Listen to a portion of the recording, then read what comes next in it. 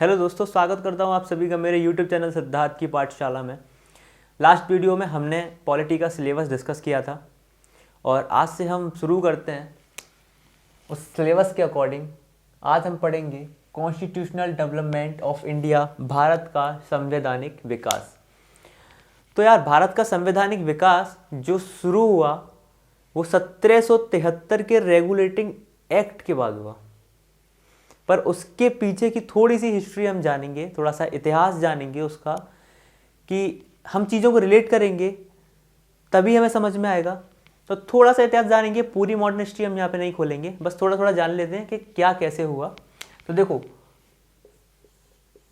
1600 ईस्वी में British east India company की स्थापना हुई लंदन में।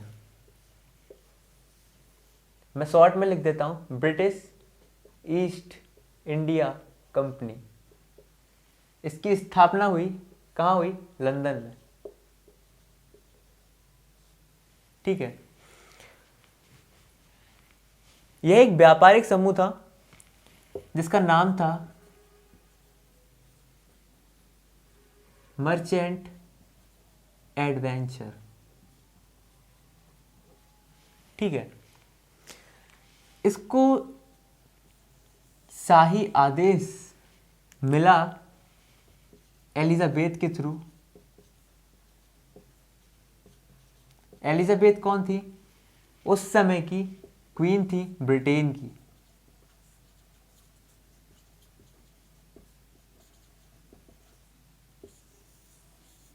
एलिजाबेथ जो थी वो ब्रिटेन की क्वीन थी, और जो कंपनी थी ब्रिटिश ईस्ट इंडिया कंपनी, उसे भारत में व्यापार करने के विस्तृत अधिकार प्राप्त थे। किसके चार्टर के अकॉर्डिंग? एलिजाबेथ के। इन्होंने 15 वर्षों के लिए ब्रिटिश ईस्ट इंडिया कंपनी को एकाधिकार दिया था। इनके पास एकाधिकार था भारत में व्यापार करने का। जब तक British east India company Bharat में व्यापार करेगी, कोई भी अन्य कंपनी भारत में व्यापार नहीं कर सकती है। इनके पास मोनोपोली थी। ठीक है, तो 1600 ईस्वी में इसकी स्थापना हुई लंदन में। एलिजाबेथ के चार्टर के through British east India company को भारत में व्यापार करने के अधिकार मिले, और 1608 में ईस्ट इंडिया कंपनी भारत पहुंची। उसके बाद इन्होंने व्यापार किया, और इसके बाद की कहानी मैं बताने लगा तो मॉडर्न हिस्ट्री चालू हो जाएगी। तो यार, वो नहीं करना है हमें। यहाँ इंडियन पॉलिटी पढ़नी है, संविधान का विकास पढ़ना है। ठीक है, तो देखो, 1608 में British east India company Bharat पहुंच गई। हमें पता चल गया 1765 में कंपनी ने बंगाल, बिहार और उड़ीसा के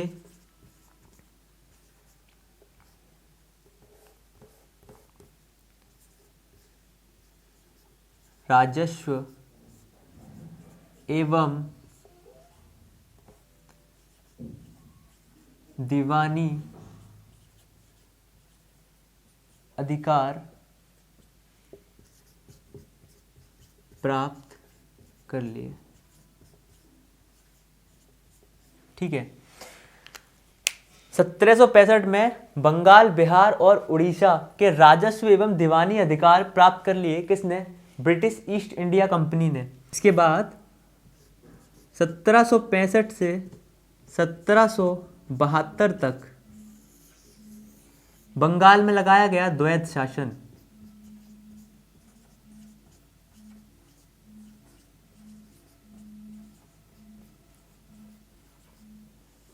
जिसे आप डायआर्की बोलते हैं।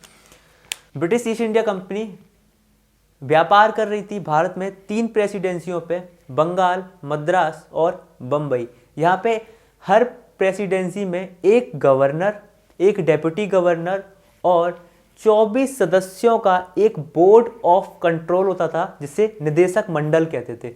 ठीक है, तो बंगाल का उस समय गवर्नर था रॉबर्ट क्लाइव। रॉबर्ट क्लाइव ने 1765 से 1772 तक बंगाल में द्वैध शासन लगा दिया, और द्वैध शासन से वहाँ की जनता को काफ़ी ज़्यादा परेशानी उठानी पड़ी, और वहाँ के नवाब जो थे बंगाल के, उनको भी आर्थिक स्थिति उनकी खराब हो गई, उनकी प्रशासनिक स्थिति खराब हो गई, प्रशासन को वो नहीं चला पाए थे। और इन्होंने जब जिसके पास में यार गवर्नमेंट के पास टैक्स आता है तो वो हमें देती है और जितने भी आर्मी फोर्सेस हैं उनके पास तक पहुंचाती है। अब अगर गवर्नमेंट के पास में टैक्स ही नहीं जाएगा तो वो कैसे आर्मी के जवानों को वहाँ तक चीज़ें पहुँचा पाएगी अगर उसकी इकोनॉमी ठीक नहीं होगी। तो ऐसा ही कुछ हुआ था इस द्वैध शासन के। इसमें द्वैध शासन में प्रशासनिक काम जो था, वो तो गया नवाब के पास, और राजस्व वसूली का जो काम था, टैक्स रेवेन्यू का जो काम था, वो गया कंपनी के हाथों में। और कंपनी के पास कोई भी दायित्व तो नहीं था, और जितने भी लोग शासन में प्रशासन में हैं उनके ऊपर कंपनी का कोई ध्यान नहीं था। जनता मर रही थी, उससे कोई मतलब नहीं था कंपनी को। कंपनी का मकसद था सिर्फ पैसा कमाना। तो वो पैसा कमा रही थी और उसने उस चीज़ में सक्सेस भी ले ली थी। 1772 में इस द्वैध शासन को समाप्त कर दिया गया और इसको समाप्त किया वॉरेन हेस्टिंग ने।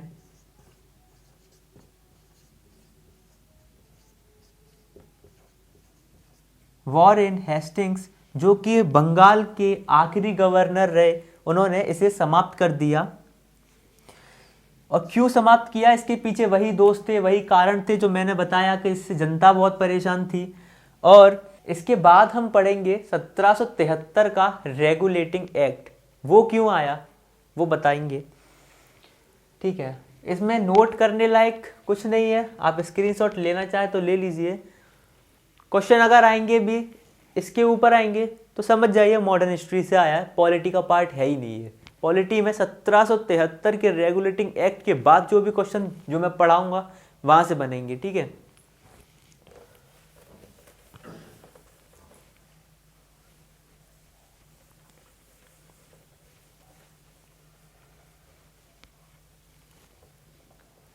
अब देखते हैं 1773 का रेगुलेटिंग एक्ट क्या था।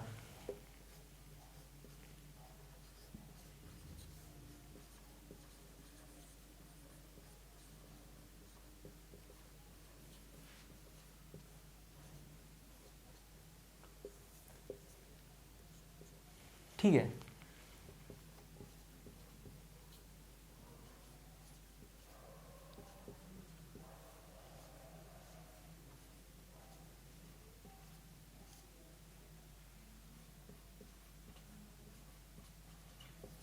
सत्रह सौ तिहत्तर का रेगुलेटिंग एक्ट, ठीक है।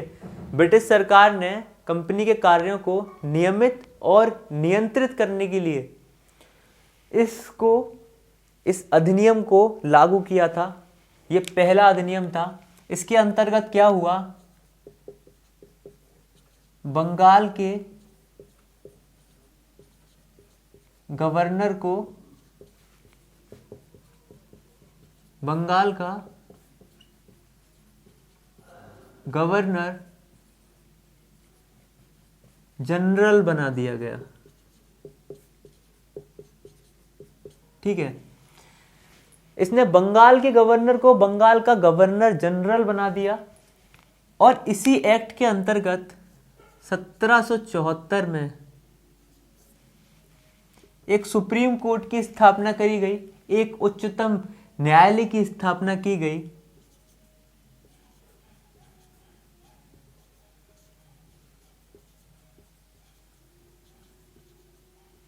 उच्चतम न्यायालय की स्थापना की गई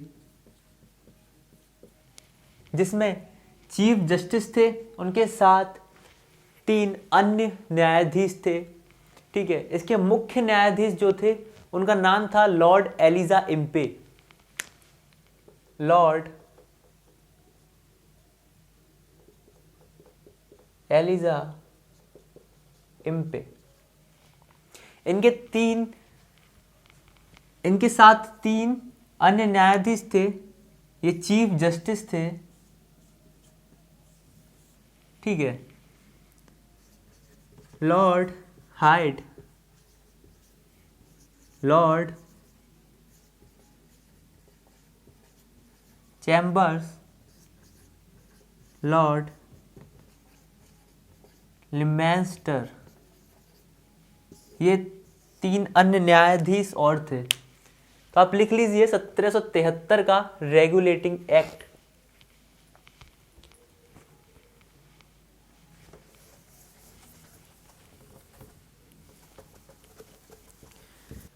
इसके बाद आता है आपका 1781 का एक्ट ऑफ सेटलमेंट, जिसे संशोधन अधिनियम कहते हैं। इसमें पढ़ने लायक ज़्यादा कुछ है नहीं, इतना याद रखना कि बंगाल के गवर्नर जनरल को सर्वोच्च न्यायालय के क्षेत्राधिकार से बाहर कर दिया गया था।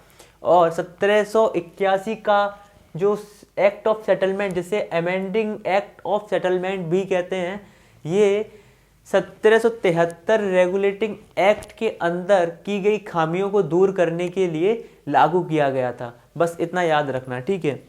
इसके बाद जो हम एक्ट पढ़ेंगे, पिट्स इंडिया एक्ट, जो कब आया?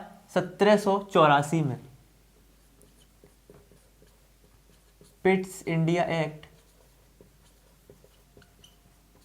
ये कब आया? 1784 में, ठीक है।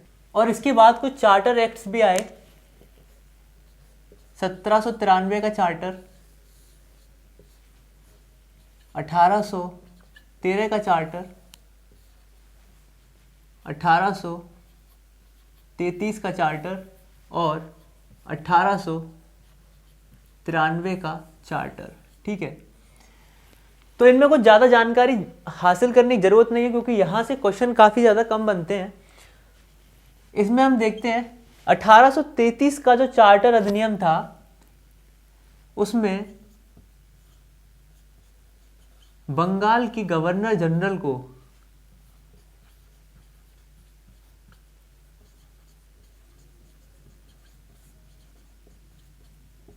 भारत का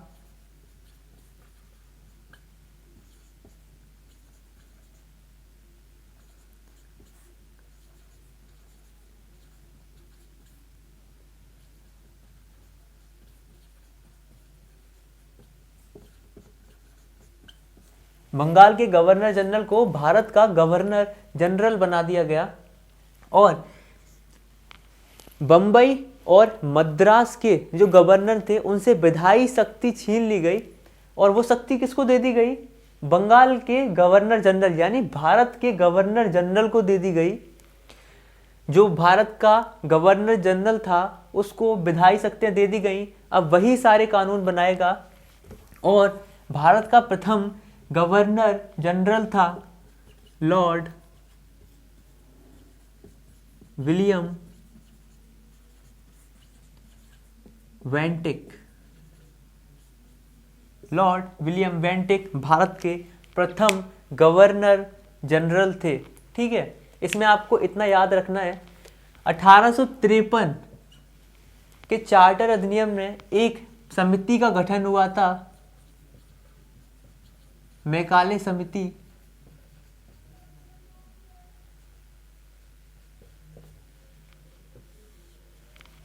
1854 में मैकाले समिति का गठन हुआ, ठीक है।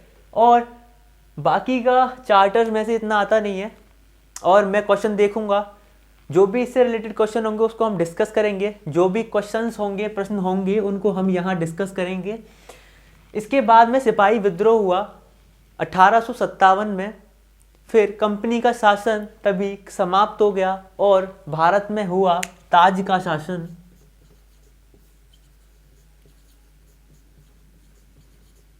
जिसे हम क्राउन रूल कहते हैं।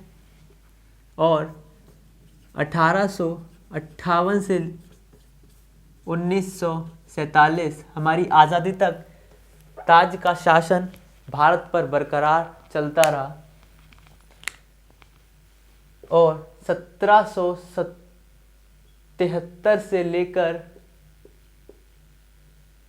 1857-58 तक, 1773 से 1858 तक रहा कंपनी रूल।